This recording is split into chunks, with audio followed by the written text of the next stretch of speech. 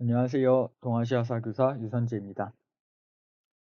이 신해혁명하고 오사운동 이후에 중국 민중들은 되게 깜짝 놀라게 됩니다. 왜냐하면 이 오사운동에서 민중들이 뭉쳐서 한 목소리를 내면서 군벌들을 물러나게 해요. 이걸 보고 신해혁명을 주도했던 순원은 국민의 힘을 믿고 같이 가야 되는구나 하고 생각합니다.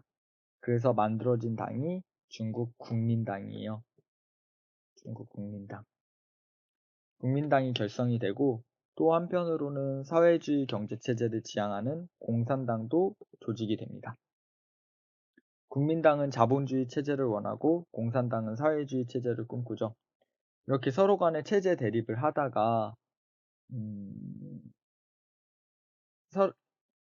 체제 대립을 하면서 다른 체제를 꿈꿨지만 이 둘 사이에는 일단 군벌이라는 이 위안스카이의 군대의 잔당이죠. 이 군벌이라는 공통된 적이 있었어요.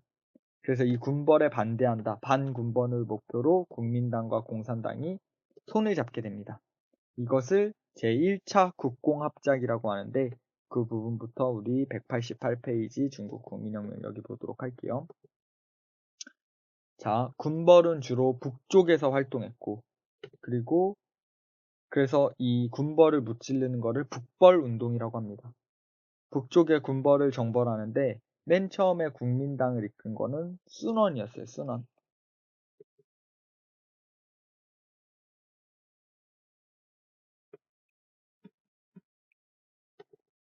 순원 같은 경우는 굉장히 마음에 큰 빚을 이 중국 국민들한테 마음에 큰 빚을 갖고 있었어요. 왜냐면은 신해혁명 당시 임시 대총통자리를 위안스카이한테 넘긴 게 순원이란 말이죠.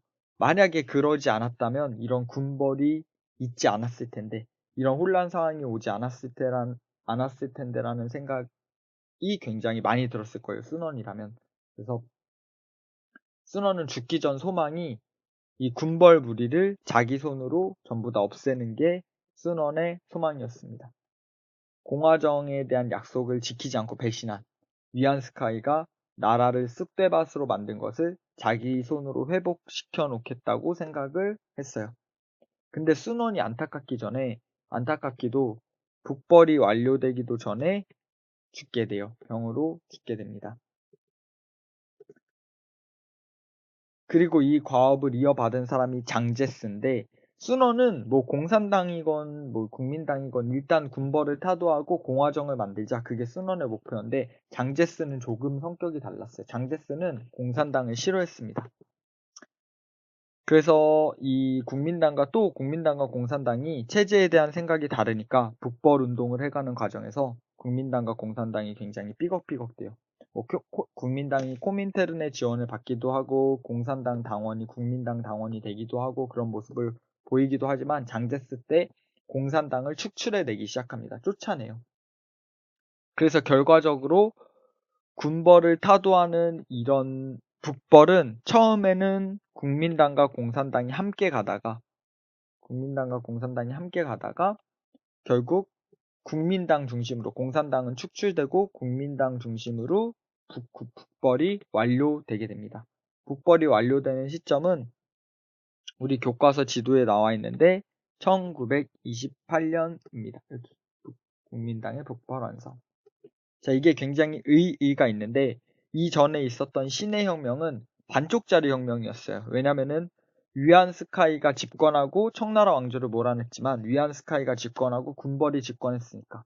그래서 이 신해혁명이 혁명의 시작이라면 군벌이 완전히 제거된 이 1928년을 혁명의 완성으로 보고 이것을 국민혁명이 완성됐다고 표현합니다. 그리고 이 국민당 정부를 세운대요. 베이징을 점령하고 통일을 하게 되면서 이 정부를 세웠던 곳이 난징입니다. 난징. 여기 난징. 자, 지금 상황은 국민당과 공산당이 손을 잡고 북벌을 해보려고 하는데 도중에 삐걱삐걱 되다가 공산당은 튕겨져 나가서 축출됐고 국민당 혼자서 노력을 해서 북벌을 완수했어요. 처음엔 공통의 적이 공통의 적, 즉 군벌이라는 공통의 적이 있어서 손을 잡았지만 이 적이 북벌을 하면서 이 적이 없어져 버린 거야. 군벌이 없어졌어. 왜 적의 적은 친구이기 때문에 국민당과 공산당이 손을 잡았지만 공통의 목표인 군벌이 타도됐어. 군벌이 없어졌어. 그래서 국민당과 공산당이 이제 서로 다른 체제가 서로 싸우기 시작하는데 이게 1927년부터 1937년까지 계속되는 1차 국공내전입니다. 자, 지금 중국은 사회주의 국가죠. 그러니까 이 국공내전에서 공산당이 유리했을 거라고 추측할 수 있지만 이때 공산당은 굉장히 소규모 조직에다가 아직까지 사상이 널리 퍼지지 않았었어요. 반면에 이 국민당은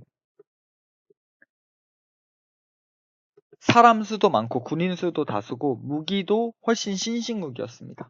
국민당은 군대가 발달됐고 공산당은 소수였어요.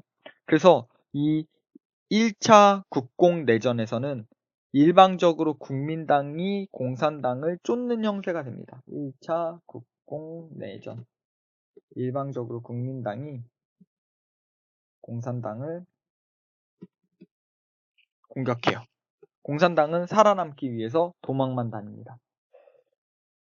그래서 이 공산당의 대표자였던 마오쩌둥 주도로 공산당은 계속해서 도망갔고 엄청나게 먼 거리를 도망가게 되는데 예난이라는 곳까지 도망을 가요. 이것을 대장정이라고 표현을 하고 도망간 거리가 총 12,000km였대요. 서울에서 부산까지 거리가 약 450km인데 이 거리를 26번 정도 간 거예요. 26배 간 거예요. 걸어서. 걷다가 그냥 평지를 간 게 아니고 18개나 되는 산맥을 넘기도 하고 엄청나게 큰 강도 여러 번 넘고 그러면서 목숨을 걸고 예난까지 도망치게 됩니다. 공산당 당원들이. 실제로 8,600명 정도가 출발했는데 예난에 도착했을 때 1,000명도 남지 않았다고 해요. 공산당은 전쟁에서 도망만 다녔는데 근데 지금 중국은 사회주의 국가죠. 어떻게 그러면 국민당과 공산당의 싸움에서 공산당이 이길 수 있었을까요? 이 이유는 마오쩌둥이 이동을 하면서 마오쩌둥은 농촌 중심으로 이동을 해요. 농촌 중심으로 이동을 하면서 농촌 사회의 사회주의 사상을 전파합니다. 또 공산당은 농촌 지역을 점령하면 거기에 있는 관리나 지주들의 재산을 뺏어서 농민들한테 다 나눠줬어요. 그러면서 일반 대중들, 하층민들한테 사회주의가 얼마나 좋은 사상인지 대장정을 통해서 전파를 할 수 있었어요. 즉 대장정을 통해서 민심을 얻을 수 있었어요. 그래서 아주 소규모였던 공산당이 나중에 국공내전에서 승리를 할 수 있게 되는 배경이 여기에 있습니다. 근데 세계사적으로 봤을 때 이 시기는 지금 국민당이랑 공산당이랑 싸우고 있을 때가 아니었어요. 왜냐하면 세계 1차 대전이 이때 당시 발생했거든요. 그러니까 1929년에 세계 경제 대공황이 발생했고 물건은 많은데 팔 시장이 없으니까 전쟁을 통해서 식민지 확보에 나서게 됩니다. 그러면서 일본이 중국을 침략하게 돼요. 지금 국민당이랑 공산당이랑 싸우고 있는데 일본이 중국을 침략해요. 1931년에 만주사변이 발생하고 일본이 점점 중국을 공격해 오고 있습니다. 그런데 중국은 일본에 대해서 저항하지 않고 계속 국민당이랑 공산당이랑 나눠서 싸우고 있는 거예요. 이 지금까지 얘기했던 1차 국공내전과 1차 국공합작과 1차 국공내전에 관련돼서 설명했습니다. 288페이지에 나와 있는 게 이 전후고 2차 국공합작과 2차 국공내전에 대해서는 또 뒤에서 설명하도록 하겠습니다. 이와 관련된 영상 보여드리고 수업을 마치도록 하겠습니다.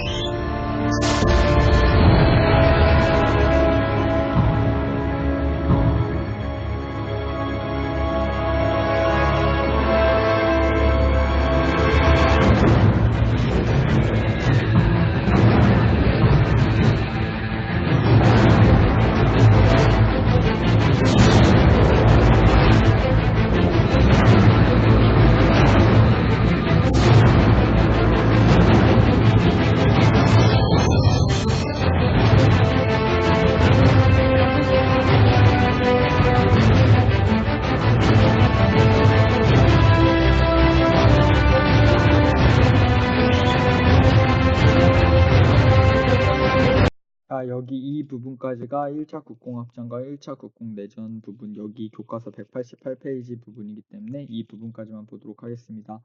여러분 고생했어요.